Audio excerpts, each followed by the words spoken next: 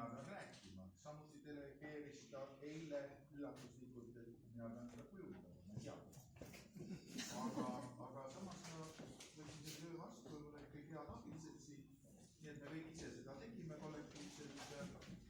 Rait Rosik praegu pani ühe foto üles siia, oli siin riputaja ja töö muidugi tegi ära fantastiline Arvo Philipp Luik. Minu meelest võiks talle aplausi teha, sest et 80% ja miks alguses meil oli idee, et juhatus hääletab kõik tööd läbi, see soovijad veel rohkem välja mahtus. Aga see tähendab seda, teate, mida tähendab demokraatia sel juhul. Üks ütleb kolmele, et need on kõige paremad ja kolmnevad välja, teine ütleb vastupidi teisele kolmele. Ja siis kokku on nii, et ikkagi mitte, see ei vii tulemuseni meil. Skossikad on väga erinevaid käekirju, nii et parem kui üks inimene. Tiiu Rebane võttis selle töö enda peale, tegi selle musta töö ära, et kes välja jäid, saavad ainult teda süüdistada. Ja ma ise olen ka üllatunud, et see näitus nii ja välja tuli, selles mõttes on piinlik meie endi töid kiita. Võib-olla Tiiu andis selle ülesande mulle, ma räägin ühe nalja ära, et 82. aastal maalisin ma valget laeva nõukogude ajal, Georg Otsa, millele rajati seda ajakasi saa järgi lennata, kuna nagu nähtamatu klaassein on ees. See kuulub kunstimuuseumile ja näita jah, käi sellega ringi. Ja nõukogude ajal teatavasti avalikult nagu kussike rünnatud ajalehtedes 80-ndatel enam. Aga siis seda tööd sarjas väga pikas lõigus Rahvahääles Kasahhi kultuuriminister, kes nimetas, et kunstnik lömitab lääne ees. See oli väga ebatraditsiooniline, aga mul oli juba siis uhke tunne. Ja 85. või 7. osteti ta juba muuseumisse ja hiljem sai ta ka Venitsesse ja mitmel Eesti kunstivälisnäitusele. Aga see selleks. Võib-olla Tiiu seda teab tööd ja sellepärast see amet mulle siin praegu anti, et rääkida. Aga see valge laev, mida meie siin maalisime kõik, on iga ja ühe jaoks erinev. Aeg on nii palju edasi läinud, et paljud võib ei teagi, et need legendaarsed liinilaevad sõitsid, mis olid ainult valitutele. Ja väga paljudele seostub see valge laev kahjuks Estoniaga. Nii et me lähme pärast sinna kõrvalruumi, kes soovib, et seal on võib-olla nuke metatasandil kunst välja pandud, kus on nii mahajääjad, on nii ristid, on sümboolne nuke Fata Morgana, on taevasse minijad. Et seal on sellised tööd, mis kokku moodustab peaaegu sellise kummalise kurva saali. Mitte, et kunstil midagi viga oleks, vaid et ta on niiviisi. Aga konkreetselt siin, kõigepealt ma nüüd kutsuks kunstnikud siia. Tiina Tammetalu, astu palun ette. Maan Nukke. Me oleme kõik lubatud. Ja nagu ikka on võrdsed ja võrdsemad. Juhatus kombineeris endale siia sõidu. Tänu Kultuurkapitalile. Ja kus on Rait meil, aga Rait jah, ja me olime ka transaartides. See oli kõige odavam variant näitus siia tuua käsi pagasi. Nii, et see oli päris raske ausalt töö. Autot meil praktiliselt kellelgi ei ole. Sinul vist oli? Jah, ei ole. Sadamas juba oli. Sadamas oli, jah. Aitäh. Ja nüüd sellega seoses oligi nii, et ma ütlesin, et kõige esimese asjana Eesti Maja kultuurikoondisele suured tänud ja proua Rahumaale, kelleta see näitus kindlasti peaks olnud, kes tungis sisse meie Maalikunstnike Liidu üldkoosolekule, esitas selle kavandi, mis siis tormilise aplausival omaks võeti. Ja nii see näitus sündis, nii et teeme aplausi veel Eesti Majale.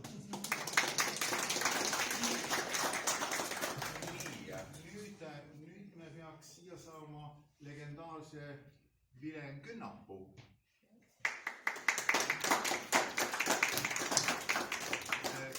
Kui kellelegi ei meeldi Viru keskus või Sass Tädisson, siis pöörduge tema poole, minule nad meeldivad. Nii et ta on Eesti tipparhitekt, kes on viimased 10 aastat tuntud kui maalijane, näete. Ja tema Tallinna visioonid koos valge laevaga on siinsamas seinas. Nii et siin on ja otse vastas on ka arhitektiks õppinud, aga maalijana tegutsev Vileni poeg August Künnapuu. August, tule siia.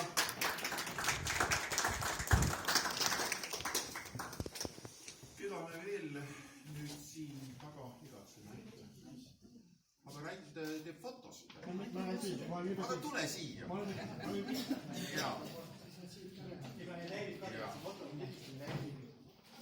Niiviisi. Ja siia on meil jäänud Tiiu, kes teeb fotosid. Raidi töödest räägime Kõlva ruumis.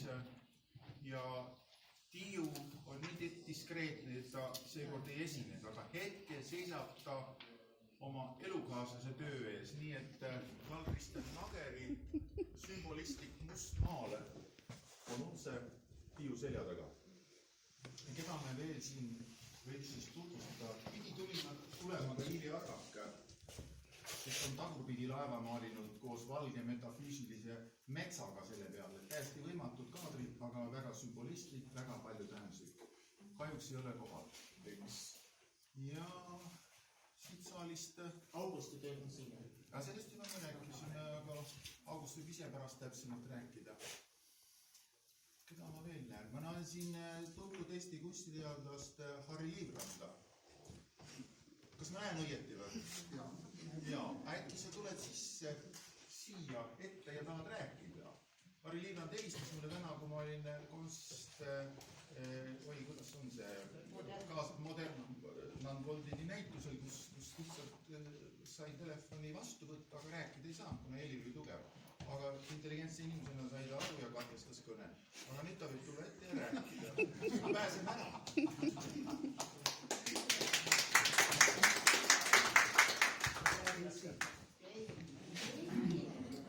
Okei.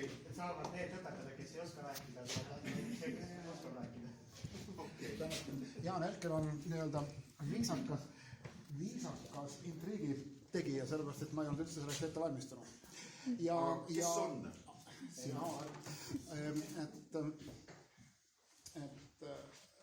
lugupeetud kunstisõbrad, mul on väga hea meel muidugi olla siin Eesti maas, kus me esimest korda oli jaanuarist 1989, kus ma olen ise saanud kureerida siin vähemalt 2 näitust, mis mul tulid meelde.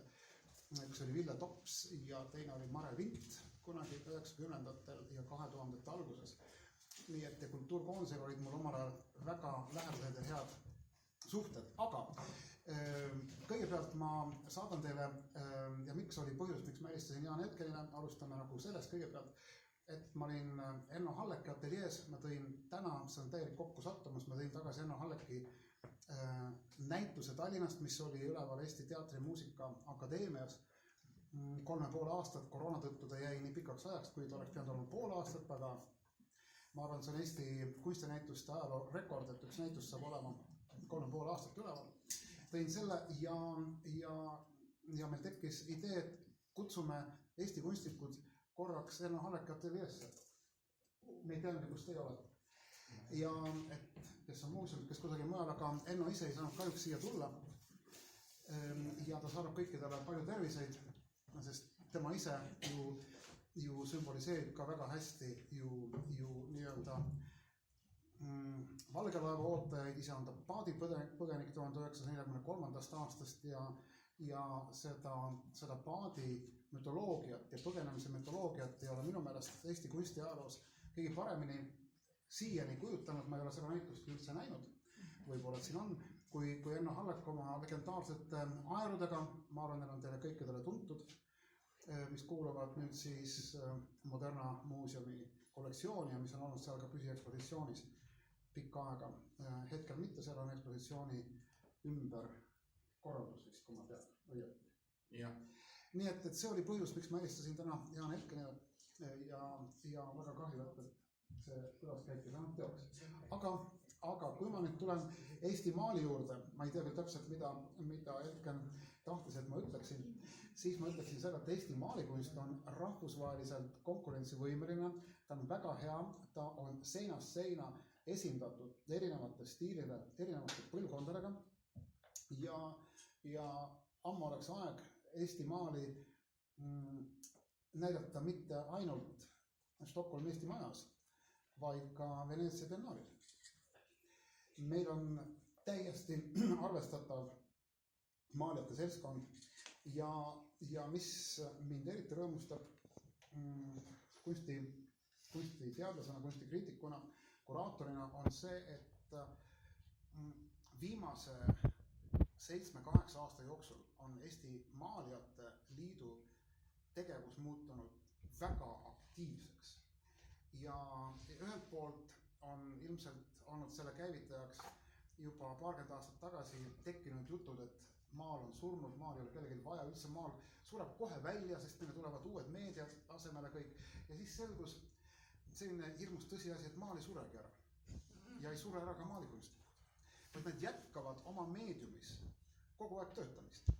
Teine asi oli aga see, et Tallinnas mõne aasta eest, võib-olla oli see 3 aastat tagasi, kui tekkiski maalijatel võimalus luua oma galerii, Vilem Künnapuu projekteeritud erakordselt huvitava arhitektuuriga majja Kadrioru ja kesklinna piiril. Mulle see maja väga meeldib. Ja seal toimuvad nüüd perioodiliselt näitused, mis ei näita enam mitte ainult Eesti maali, vaid mis on ühtlasi ka ühisprojektid välismaa maalikunstnikega ja rikastavad selles mõttes meie maalikunstnike kontakte ja meie kunstielu väga palju. See on taas selline suur plusspunkt meie kaasaegsesse maalilukku, kui nii võib öelda. Ja kui ma oleksin kriitiline, siis ma ütleksin seda, et oleks võinud teha ettepanek ka veel Rootsis töötavatele Eesti või Eesti päritolu kunstnikele selle näitusele esineda. Jah, sest Enno Alek ütles kohe, et minu käest ei ole keegi küsinud. No jah, ma ütlen sulle ühe vastuseks, et meile pöörduti meiega organisatsiooni poole, nii et meil oli isegi väike diskussioon, kas me võtame väljapoolt organisatsiooni Eestis elavaid maalikunstnikke siia ja me ikkagi võtsime just, või tähendab meie vormi kasutasin, aga tegelikult on see Tiiu Rebase otsus, et sellel näitusel on üks ka megastaar, otsige ta üles, ta on seal kõrvalruumis, ta ei ole veel meie liidu liige, ta on nii-öelda Eesti juurtega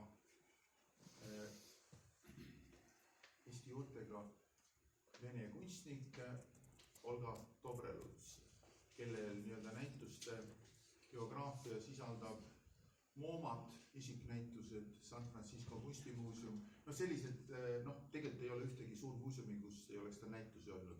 Ja tema töö on täiesti, nüüd ma olen nagu mainos meheks ümber, me vaatasime seda hindu, ma ei uskunud oma silmi. See on võimalus tõelist nii-öelda kasumit teenida, see on 5000 Rootsi krooniga müügid. Nii et see on tulnud 50 või? 5000 euro. 5000 euro. No see on õige hind, sest et tema töid müüakse sadades tuhandet ja miljonitega. Nii et 100 miljonit. ei ole. Ma vaatasin, nulle peab lugema ikka.